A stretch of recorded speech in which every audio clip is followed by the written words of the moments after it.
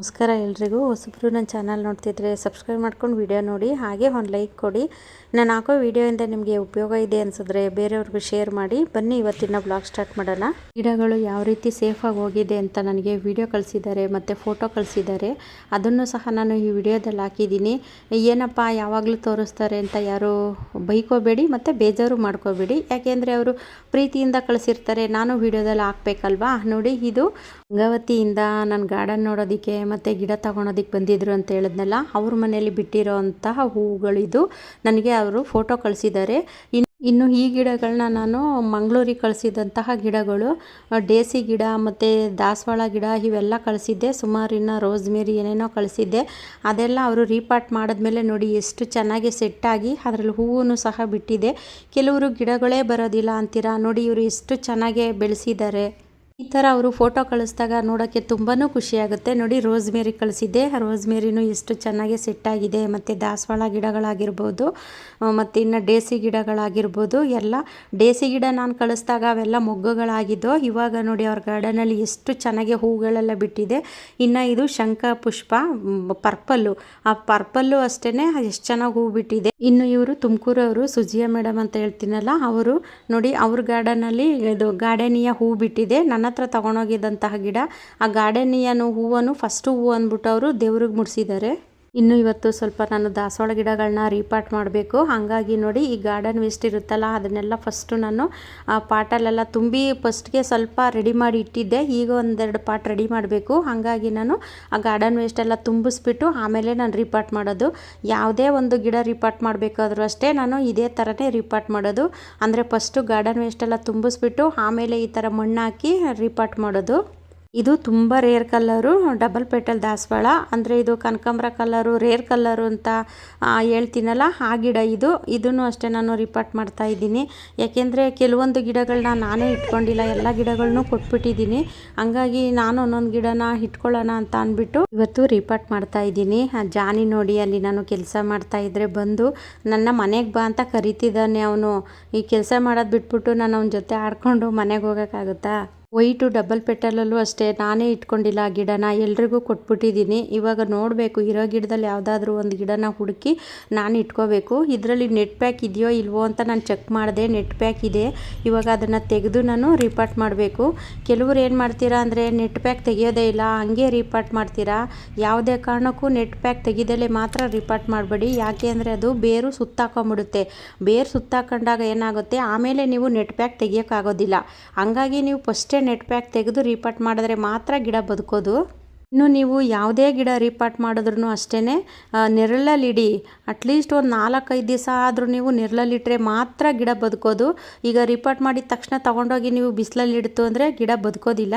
ನೋಡಿ, ಗಿಡನ ನಾನು 12 ಇಂಚಿನ ಪಾಟ್ಗೆ ರೀಪಾಟ್ ಮಾಡ್ತಾಯಿದ್ದೀನಿ. ಸ್ವಲ್ಪ ದೊಡ್ಡ ಗಿಡ ಇದೆ, ಹಾಗಾಗಿ ಇದನ್ನು ರೀಪಾಟ್ ಮಾಡ್ತಿದ್ದೀನಿ. ಈ ರೀಪಾಟ್ ಮಾಡಿದಂತಹ ಗಿಡಗಳು ಯಾವ ರೀತಿ ಸೆಟ್ಟಾಗಿದೆ ಅಂತ ನಾನು ಲಾಸ್ಟಲ್ಲೂ ತೋರಿಸ್ತೀನಿ. ಅಂದರೆ ನಾನು ಒಂದು 4-5 ದಿನ ನೆರಳಲ್ಲಿ ಇಟ್ಟಿರ್ತೀನಿ. ನೋಡಿ, ಅದೊಂದು ಗಿಡ ರೀಪಾಟ್ ಮಾಡಿದ್ದಾಯ್ತು. ಈಗ ಇನ್ನೂ ಒಂದು ಗಿಡನ ನಾನು ಅದೇ ಥರ ಪಾಟ್ ರೆಡಿ ಮಾಡ್ಕೊತಾ ಇದ್ದೀನಿ. ಅಂದರೆ ಗಾರ್ಡನ್ ವೇಸ್ಟ್ ಎಲ್ಲ ಹಾಕಿ ಅದ್ರ ಮೇಲೆ ಮಣ್ಣು ಹಾಕಿ ರೆಡಿ ಮಾಡ್ಕೊತೀನಿ. ಈ ಥರ ಗಾರ್ಡನ್ ವೇಸ್ಟನ್ನ ನಾವು ಹಾಕಿ ರೀಪಾಟ್ ಮಾಡೋದ್ರಿಂದ ಅದು ಚೆನ್ನಾಗಿ ಗಾರ್ಡನ್ ವೇಸ್ಟ್ ಎಲ್ಲ ಕೊಳೆತು ಗಿಡಕ್ಕೆ ಒಳ್ಳೆ ಗೊಬ್ಬರನೂ ಸಿಗುತ್ತೆ, ಗಿಡನೂ ಹೆಲ್ದಿಯಾಗೂ ಸಹ ಬೆಳೆಯುತ್ತೆ. ನಾನು ಯಾವುದೇ ರೀತಿ ಪಾಟಿಂಗ್ ಮಿಕ್ಸು ಮಣ್ಣು ರೆಡಿ ಮಾಡ್ಕೊಂಡ್ರೂ ಅಷ್ಟೇ ನಾನು ಈ ಥರ ಗಾರ್ಡನ್ ವೇಸ್ಟ್ ಹಾಕಿ ಗಿಡ ರೀಪಾಟ್ ಮಾಡಿದ್ರೇ ನನಗೆ ಸಮಾಧಾನ ಆಗೋದು, ಇಲ್ಲಾಂದರೆ ನನಗೆ ಸಮಾಧಾನ ಆಗೋದಿಲ್ಲ. ಇನ್ನು ಇದು ನೀಲಿ ದಾಸವಾಳ, ಅಂದರೆ ತುಂಬ ರೇರ್ ಕಲರು ಅನ್ನಲ್ಲ, ಅದು ತುಂಬ ಹೈಟಾಗಿ ಹೋಗಿತ್ತು. ಅದನ್ನು ಸ್ವಲ್ಪ ಕಟ್ ಮಾಡಿ ಅದನ್ನು ಕಟಿಂಗ್ ಇಡಬೇಕು. ಹಾಗಾಗಿ ಅದನ್ನು ರೀಪಾಟ್ ಮಾಡ್ತಾ ಇದ್ದೀನಿ. ಈಗ ನಾನು ರೀಪಾಟ್ ಮಾಡ್ತಾ ಇರೋವಂತಹ ಗಿಡದ ಎಲ್ಲ ಗಿಡಗಳಲ್ಲೂ ಅದು ನೆಟ್ ಪ್ಯಾಕ್ ಇದೆ. ಕೆಲವರು ತುಂಬಾ ಹೆದರ್ಕೋತೀರಾ, ನೆಟ್ ಪ್ಯಾಕ್ ತೆಗೆದ್ರೆ ಗಿಡ ಬದುಕೋದಿಲ್ಲ, ಸತ್ತೋಗುತ್ತೆ ಅಂತ ಹೆದರ್ಕೋತೀರಾ. ಆ ಥರ ಏನೂ ಸಮಸ್ಯೆ ಆಗೋಲ್ಲ. ನೀವು ಮಾಡೋ ತಪ್ಪು ಏನು ಅಂತ ಅಂದರೆ, ನೀವು ರೀಪಾಟ್ ಮಾಡಾದಮೇಲೆ ಬಿಸಿಲಲ್ಲಿ ಇಡೋದನ್ನು ಕಡಿಮೆ ಮಾಡಿ. ಆದಷ್ಟು ನೆರಳಲ್ಲೇ ಇಡಿ ಮತ್ತು ನೀರು ಕಡಿಮೆನೇ ಹಾಕಿ. ಅದು ಗಿಡ ಚೆನ್ನಾಗೇ ಸೆಟ್ಟಾಗೋವರೆಗೂ ಅದರ ಮಣ್ಣಲ್ಲಿ ತೇವ ಇದೆಯಾ ಇಲ್ವಾ ಅಂತ ಚೆಕ್ ಮಾಡಿನೇ ನೀವು ನೀರು ಹಾಕಬೇಕು. ಆವಾಗಲೇ ಗಿಡಗಳು ಬದುಕೋದು ಮತ್ತು ಚೆನ್ನಾಗಿ ಸೆಟ್ಟಾಗೋದು. ಇದರಲ್ಲೂ ಅಷ್ಟೇ ನೋಡಿ, ಬೇರೆಲ್ಲ ಎಷ್ಟೊಂದೆಲ್ಲ ಬಿಟ್ಕೊಂಡಿದ್ದೆ. ನಾನು ಅದರಲ್ಲಿ ಸ್ವಲ್ಪ ಬೇರು ಟ್ರಿಮ್ ಮಾಡ್ತೀನಿ.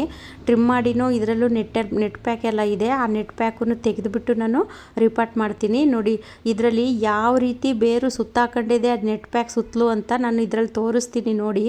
ಇವು ನೆಟ್ ಪ್ಯಾಕ್ ತೆಗಿದಲ್ಲೇ ರೀಪಾಟ್ ಮಾಡ್ತು ಅಂದರೆ ನೋಡಿ ಈ ಥರ ಸಮಸ್ಯೆ ಆಗುತ್ತೆ.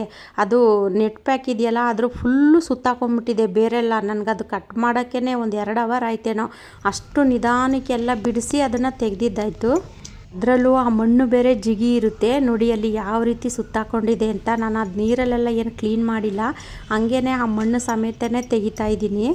ಇನ್ನು ನಾನು ಇದಕ್ಕೆ ಪಾಟಿ ಮಿಕ್ಸು ಅಂತ ನೋಡೋದಾದರೆ ಬೇವಿನ ಹಿಂಡಿ ಮತ್ತು ವರ್ಮಿ ಕಾಂಪೋಸ್ಟು, ಸ್ವಲ್ಪ ಪಾಟಿಂಗ್ ಮಿಕ್ಸು, ಮಣ್ಣು ಇಷ್ಟನ್ನು ಮಿಕ್ಸ್ ಮಾಡಿ ನಾನು ಮೊದಲೇ ರೆಡಿ ಮಾಡಿ ಇಟ್ಕೊಂಡಿದ್ದೆ. ಇವತ್ತು ನಾನು ರಿಪಾರ್ಟ್ ಮಾಡೋಕ್ಕೆ ತೊಗೊಂಡಿರೋಂತಹ ಗಿಡಗಳೆಲ್ಲ ತುಂಬ ರೇರ್ ಕಲರ್ ಗಿಡಗಳು. ಇದರಲ್ಲಿ ಎಲ್ಲ ಡಬಲ್ ಪೇಟಲ್ಲಿದ್ದಾವೆ, ಕೆಲವೊಂದು ಸಿಂಗಲ್ ಪೇಟಲ್ಲೂ ಇದ್ದಾವೆ. ರೀಪಾಟ್ ಮಾಡಬೇಕಾದ್ರೆ ನಾನು ಯಾವಾಗಲೂ ಏನು ಮಣ್ಣು ಮಿಕ್ಸ್ ಮಾಡ್ಕೊಳಲ್ಲ. ಒಂದು ಸತಿ ಮಣ್ಣು ಮಿಕ್ಸ್ ಮಾಡಿ ಚೀಲದಲ್ಲಿ ತುಂಬಿ ಇಟ್ಟಿರ್ತೀನಿ. ಈ ಥರ ಸಡನ್ನಾಗಿ ಏನಾದರೂ ರೀಪಾಟ್ ಮಾಡಬೇಕಾದಾಗ ನಾನು ಅದನ್ನು ತಗೊಂಡು ರೀಪಾಟ್ ಮಾಡ್ತೀನಿ. ನೋಡಿ ಇದರಲ್ಲೂ ಅಷ್ಟೇ ನೆಟ್ ಪ್ಯಾಕ್ ಇದೆ ನೋಡಿ, ಅದು ಎಷ್ಟು ದೊಡ್ಡ ನೆಟ್ ಪ್ಯಾಕು. ಈ ಥರ ಇದ್ದಾಗ ಹುಷಾರಾಗಿ ಕಟ್ ಮಾಡಿ ತೆಗಿಬೇಕು, ಇಲ್ಲಾಂದರೆ ಗಿಡ ಸತ್ತೋಗೋ ಚಾನ್ಸು ಸಹ ಇರುತ್ತೆ. ನಾನು ಮತ್ತೆ ಹೇಳ್ತಿದ್ದೀನಿ, ಯಾವುದೇ ಕಾರಣಕ್ಕೂ ನೆಟ್ ಪ್ಯಾಕ್ ಸಮೇತ ರೀಪಾಟ್ ಮಾಡಬೇಡಿ. ಈಗ ನಾನು ಅದನ್ನು ಕಟ್ ಮಾಡಿ ತೆಗೆದಿದ್ದೀನಿ. ಇವಾಗ ಅದನ್ನು ಸ್ವಲ್ಪ ಬೇರೆಲ್ಲ ತುಂಬ ದೊಡ್ಡದಿದೆಯಲ್ಲ ಅದನ್ನು ಸ್ವಲ್ಪ ಟ್ರಿಮ್ ಮಾಡಿಬಿಟ್ಟು ನಾನು ರೀಪಾಟ್ ಮಾಡ್ತೀನಿ. ಕೆಲವರು ಹೆದರ್ಕೋತೀರ ಅದು ಬೇರೆಲ್ಲ ಟ್ರಿಮ್ ಮಾಡಿದ್ರೆ ಗಿಡ ಸತ್ತೋಗುತ್ತೆ ಅಂತ. ಸಾಯೋದಿಲ್ಲ. ನೀವು ಮಾಡೋ ತಪ್ಪು ಏನು ಅಂದರೆ ಬಿಸಿಲಲ್ಲಿ ಇಡ್ತೀರಲ್ಲ ಅದೇ ನೀವು ಮಾಡೋ ತಪ್ಪು. ಇದನ್ನು ರೀಪಾಟ್ ಮಾಡ್ಕೋಬೇಕು. ಅಂದರೆ ಇದು ಮೊಗ್ಗು ನಾಳೆ ಅರಳೋ ಥರ ಇದೆ, ಹಂಗಾಗಿ ಅದು ಹೂವೆಲ್ಲ ಅರಳದ ಮೇಲೆ ರೀಪಾಟ್ ಮಾಡ್ಕೊಳ್ಳೋಣ ಅಂತ ಹಂಗೆ ಬಿಟ್ಟು. ಇನ್ನು ಇದು ಅಷ್ಟೇ ತುಂಬ rare colour, orange double petal ಬರುತ್ತಲ್ಲ ಆ ಥರದ್ದು ಇದು ನೋಡಿ. ಅದು ಎಷ್ಟು ದೊಡ್ಡ ಗಿಡ ಆಗಿದೆ, ಅದು ಚಿಕ್ಕ ಪಾಟಲ್ಲೇ ಎಷ್ಟು ದೊಡ್ಡ ಗಿಡ ಇದೆ ಅಂತ ಅದನ್ನು ರಿಪಾರ್ಟ್ ಮಾಡ್ಕೊತಾ ಇದ್ದೀನಿ. ಗಿಡಗಳನ್ನ ನಾವು ತಂದು ಹಾಕೋದು ಮುಖ್ಯ ಅಲ್ಲ, ಅದನ್ನು ನಾವು ಜೋಪಾನ ಮಾಡೋದು ಅದು ತುಂಬಾ ಮುಖ್ಯ. ಗಿಡನ ತೆಗಿಯೋಕ್ಕೆ ಬರಲಿಲ್ಲ, ಹಾಗಾಗಿ ಆ ಪಾಟೆ ಒಡೆದೋಯ್ತು. ಇನ್ನೇನು ಅದು ಸುಮ್ಮನೆ ವೇಸ್ಟ್ ಅಲ್ವಾ ಅಂದ್ಬಿಟ್ಟು ಆ ಪಾಟು ತೆಗೆದು ಬಿಸಾಕಿದೆ. ನೋಡಿ ಇದು ಎಷ್ಟು ಚೆನ್ನಾಗಿ ಹೂ ಬಿಡುತ್ತೆ ಅಂದರೆ ಅದು ತುಂಬ ದೊಡ್ಡ ಸೈಜಲ್ಲೆಲ್ಲ ಹೂ ಬರುತ್ತೆ. ಇದು ತುಂಬ ರೇರ್ ಕಲರು ಈ ಗಿಡ. ಪಾಟ್ಗಳೆಲ್ಲ ನಾನು ಮೊದಲೇ ರೆಡಿ ಮಾಡಿಟ್ಟಿದ್ದೆ, ಗಾರ್ಡನ್ ವೇಸ್ಟ್ ಎಲ್ಲನೂ ತುಂಬಿಸ್ಬಿಟ್ಟು. ಈ ರಿಪಾಟ್ ಮಾಡಬೇಕಾದ್ರೆ ಪಾಟಿಂಗ್ ಮಿಕ್ಸ್ ರೆಡಿ ಮಾಡ್ಕೋಬೇಕಾದ್ರೆ ನೀವು ಮಣ್ಣಿನ ಜೊತೆಗೆ ವರ್ಮಿ ಕಾಂಪೋಸ್ಟು ಮತ್ತು ಬೇವಿನ ಹಿಂಡಿ, ಪಾಟಿಂಗ್ ಮಿಕ್ಸು ಇದ್ದರೆ ನಿಮಗೆ ಮರಳು ಇದೆಲ್ಲ ಹಾಕಿ ನೀವು ಮಿಕ್ಸ್ ಮಾಡ್ಕೋಬೋದು. ನಾನು ವರ್ಮಿ ಕಾಂಪೋಸ್ಟು, ಪಾಟಿಂಗ್ ಮಿಕ್ಸು, ಬೇವಿನ ಹಿಂಡಿ ಇಷ್ಟನ್ನ ಹಾಕಿ ನಾನು ಫಸ್ಟೇ ಮಣ್ಣೆಲ್ಲ ಮಿಕ್ಸ್ ಮಾಡಿಬಿಟ್ಟು ಒಂದು ಚೀಲದಲ್ಲಿ ತುಂಬಿಟ್ಕೊಂಡಿರ್ತೀನಿ. ಈ ಥರ ನನಗೆ ಸಡನ್ನಾಗಿ ರಿಪಾಟ್ ಮಾಡಬೇಕಾದಾಗ ನಾನು ಆ ಮಣ್ಣು ತಗೊಂಡು ಹಾಕಿ ರಿಪಾಟ್ ಮಾಡ್ತೀನಿ. ನೋಡಿ ಇದು ಎಷ್ಟು ಜಿಗಿ ಇದೆ ಮಣ್ಣು, ಅದು ಫುಲ್ಲು ಎಲ್ಲ ತೆಗೆದುಬಿಟ್ಟು ನಾನು ರಿಪಾಟ್ ಮಾಡ್ತಿದ್ದೀನಿ. ಇದರಲ್ಲಿ ನೆಟ್ ಪ್ಯಾಕ್ ಇಲ್ಲ. ಕೆಲವೊಂದೊಂದು ಗಿಡದಲ್ಲಿ ನೆಟ್ ಪ್ಯಾಕ್ ಇರುತ್ತೆ, ಕೆಲವೊಂದೊಂದು ಗಿಡದಲ್ಲಿ ನೆಟ್ ಪ್ಯಾಕ್ ಇರೋದಿಲ್ಲ. ನೋಡಿ ಇದರಲ್ಲಿ ನೆಟ್ ಪ್ಯಾಕೇ ಇಲ್ಲ.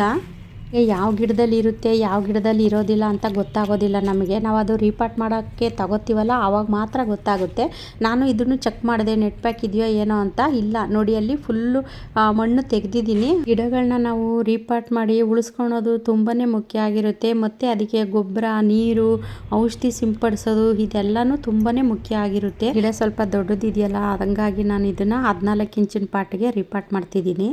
ನಾನು ಪ್ರತಿಯೊಂದು ವಿಡಿಯೋದಲ್ಲೂ ಹೇಳ್ತಿರ್ತೀನಿ, ನೀವು ಚಿಕ್ಕ ಗಿಡನ ಚಿಕ್ಕ ಪಾಟಲ್ಲೇ ರಿಪಾಟ್ ಮಾಡಬೇಕು, ದೊಡ್ಡ ಗಿಡನ ದೊಡ್ಡ ಪಾಟಲ್ಲೇ ರಿಪಾಟ್ ಮಾಡ್ಕೊಳ್ಳಿ ಅಂತ. ಯಾಕೆ ಅಂದರೆ ನೀವು ಚಿಕ್ಕ ಗಿಡ ತೊಗೊಂಡೋಗಿ ದೊಡ್ಡ ಪಾಟಲ್ಲಿ ರಿಪಾಟ್ ಮಾಡ್ತೋದ್ರೆ ಅದು ಗಿಡ ಬೆಳವಣಿಗೆ ಆಗೋದಿಲ್ಲ. ಅದು ಬರೀ ಬೇರು ಬೆಳ್ಕೊಳ್ತಾ ಹೋಗುತ್ತೆ ಹೊರತು ಗಿಡ ಬೆಳವಣಿಗೆ ಆಗೋದಿಲ್ಲ. ಹಂಗಾಗಿ ನೀವು ಚಿಕ್ಕ ಗಿಡ ಇತ್ತು ಅಂದರೆ ನೀವು 10 ಇಂಚಿನ ಪಾಟಲ್ಲಿ ರಿಪಾಟ್ ಮಾಡ್ಕೊಂಡ್ರೂ ಸಾಕು.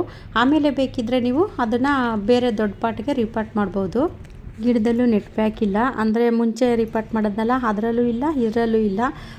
ಕೆಲವೊಂದು ಗಿಡದಲ್ಲಿ ಈ ಥರ ನೆಟ್ ಪ್ಯಾಕ್ ಇರೋದಿಲ್ಲ, ಕೆಲವೊಂದು ಗಿಡಗಳಲ್ಲಿ ನೆಟ್ ಪ್ಯಾಕ್ ಇರುತ್ತೆ. ಏನೂ ಮಾಡೋಕ್ಕಾಗೋದಿಲ್ಲ. ಅದನ್ನು ಹುಷಾರಾಗಿ ತೆಗೆದು ನಾವು ಗಿಡನ ಬದುಕಿಸ್ಕೋಬೇಕು. ಇವತ್ತು ನಾನು ರಿಪಾಟ್ ಮಾಡಿರೋಂತಹ ಗಿಡಗಳು ಎಲ್ಲ ತುಂಬ ರೇರ್ ಕಲರ್ ಇರೋಂತಹ ಗಿಡಗಳೇ ರಿಪಾಟ್ ಮಾಡಿರೋದು. ರಿಪಾಟ್ ಮಾಡಾದಮೇಲೆ ನೀವು ನೀರು ಹಾಕ್ತಿರಲ್ಲ ಆವಾಗ ಒಂದೊಂದು ಸ್ವಲ್ಪ ಎಪ್ಸಮ್ ಸಾಲ್ಟನ್ನ ಹಾಕಿ.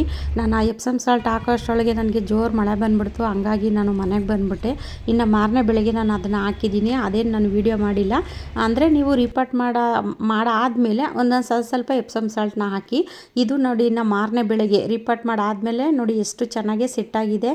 ಇದು double colour pink white mix ಇರುತ್ತಲ್ಲ ಆ ಥರ ನೋಡಿ. ಅದು ಸಿಂಗಲ್ ಪೇಟಲ್ ಬಿಟ್ಟಿದೆ, ಡಬಲ್ ಪೇಟಲ್ ಅದಿರೋದು ಸಿಂಗಲ್ ಪೇಟಲ್ ಬಿಟ್ಟಿದೆ. ಕೆಲವೊಂದೊಂದು ಸತಿ ಈ ಥರ ಆಗುತ್ತೆ. ಈ ಥರ ಆದಾಗ ನೀವೇನು ಗಾಬರಿ ಮಾಡ್ಕೊಳೋ ಅಂಥದ್ದು ಏನು ಬೇಡ. ಅದು ಆಮೇಲೆ ಅದು ಡಬಲ್ ಪೇಟಲ್ ಬಿಡುತ್ತೆ, ಕಂಟಿನ್ಯೂ ಆಗುತ್ತೆ. ಅದು ಯಾಕೆ ನಾನು ಈ ಮಾತು ಹೇಳಿದೆ ಅಂದರೆ ಮೊನ್ನೆ ಒಬ್ಬರು ನನಗೆ ಅದು ಡಬಲ್ ಪೇಟಲ್ ಇದ್ದಿದ್ದು ಸಿಂಗಲ್ ಆಗಿದೆ ಅಂತ ಹೇಳಿದ್ರು. ಹಂಗಾಗಿ ನಾನು ಈ ವಿಡಿಯೋದಲ್ಲಿ ಇದನ್ನು ತಿಳಿಸ್ತಾ ಇದ್ದೀನಿ. ಆ ಥರ ಇದ್ದಾಗ ಏನು ಭಯಪಡೋ ಅಂಥದ್ದು ಏನು ಬೇಡ. ಅದು ಒಂದು ಗೊಬ್ಬರದ ಮಿಸ್ಟೇಕೋ ಏನಾದರೂ ಆದಾಗ ಆ ಥರ ಆಗಿರುತ್ತೆ. ಅದು ಆಮೇಲೆ ಅದು ಡಬಲ್ ಪೇಟಲ್ ಆಗಿ ಕಂಟಿನ್ಯೂ ಆಗುತ್ತೆ. ವಿಡಿಯೋ ಇಷ್ಟ ಆದರೆ ಒಂದು ಲೈಕ್ ಮಾಡಿ. ಮುಂದಿನ ವಿಡಿಯೋದಲ್ಲಿ ಸಿಗ್ತೀನಿ. ಧನ್ಯವಾದಗಳು.